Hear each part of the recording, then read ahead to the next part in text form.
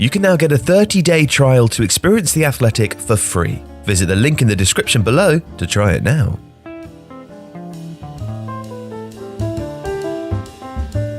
You often hear supporters and commentators speak about patterns of play, philosophies, or team systems in football.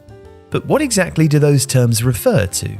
Well, coaches and clubs at most levels have begun implementing what is known as a game model, which are often based on the 10 phases of play and are used to guide the player's actions, behaviours, and decision-making processes during each phase.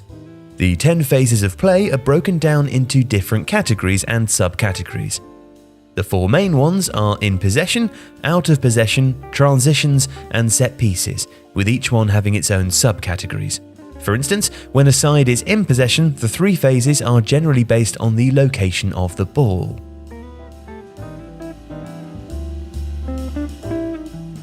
Starting from the back, typically from a goal kick or when the goalkeeper has the ball in their hands, the in-possession side starts the build-up phase.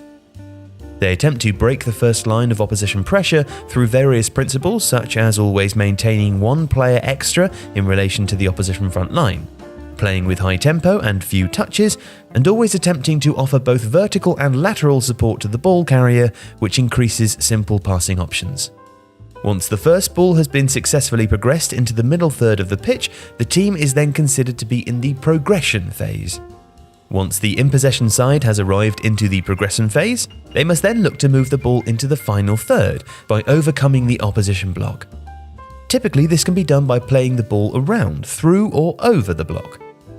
To create these types of situations, there are some key principles which the team may follow to increase their chances of successfully progressing the ball, often including maintaining width with one player on each flank to stretch the opposition laterally, and runs in behind the back line to stretch the block vertically. Positional rotations can also create space and chaos in the opponent's defensive shape, and the creation of triangles in wide areas is also a key for many sides when attempting to progress the ball. After the team has built play through the first 2/3 of the pitch, the side will now have established possession in the final third. This phase has various names ranging from creation to finishing, but the main goal of the phase, of course, is to create scoring opportunities.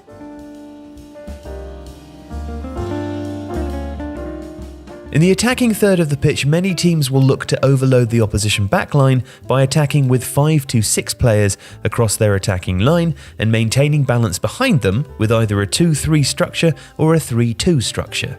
With 5 players across the front line, the team is able to occupy space across the entirety of the pitch. In order to do this, teams will also attempt to switch the point of attack quickly to the opposite side, trying to set up 1v1 and 2v1 situations. For each of the 3 in-possession phases, there is an out-of-possession phase that mirrors them. These are also typically defined by the geographic location on the pitch, and are most often known as simply high block, mid block, and low block.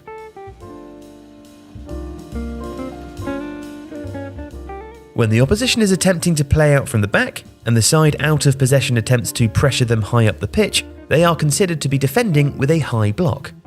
Some teams will look to initiate an out-to-in press, forcing the opposition centrally, while others employ the in-to-out system, forcing the opposition to wide areas of the pitch. These types of systems are achieved through the use of pressing with a cover shadow, and bending their runs during pressure.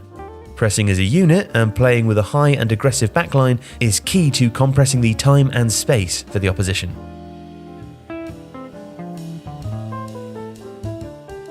Once the initial press has been broken, the defending team will drop their shape back into a mid-block. In this phase, the backline will continue to stay relatively high and aggressive, and the block will often attempt to force the play around to the wide areas, using the sideline as an extra defender.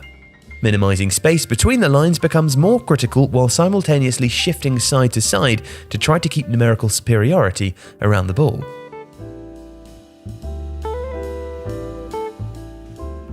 The low block is where more examples of emergency defending may occur. Remaining extremely compact with short distances between each line of players and players within each line is vital. Preventing the opposition from carrying or receiving between the lines will also allow for protection of the most dangerous areas in front of goal, while forcing the opposition into wider areas. However, once they are forced wide towards the end line, preventing cutbacks and crosses is also an important principle for nearly every side. But while one team is always in possession and the other team out of possession, the moments in which possession changes from one team to the other is when transitions occur.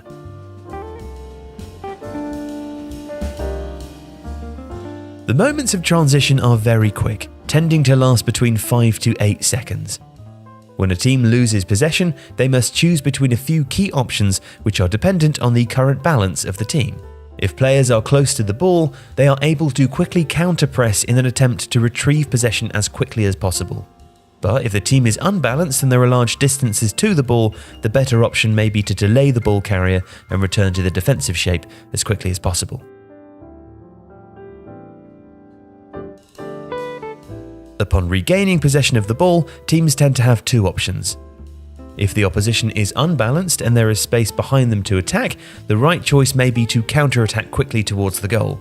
If not, the better option might be to play the first pass out of pressure and attempt to establish possession and enter the next phase of play.